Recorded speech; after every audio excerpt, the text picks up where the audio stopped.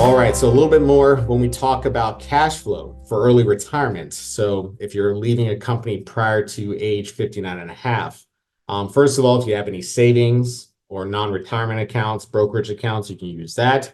You can use NUA shares like we have talked about, part-time work, consulting. Another option, and this is kind of the duality of do I do NUA or do I do the rule of 55?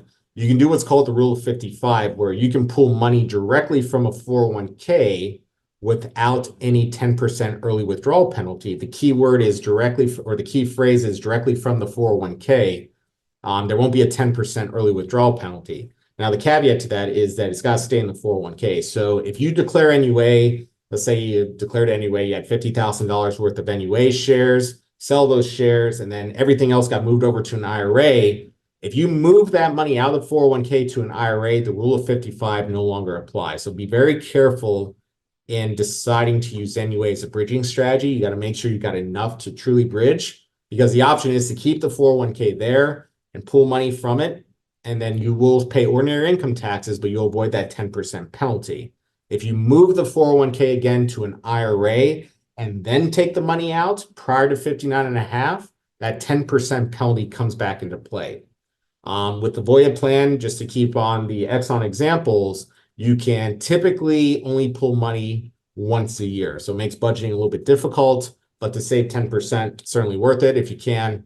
There are some exceptions to that where you can pull maybe 2 or 3 times a year. But again, for the scope of this webinar, we'll table that for now. Another option is what's called a 72T. That is basically doing equal payments over 5 years or until the age of 59 and a half, whichever is longer.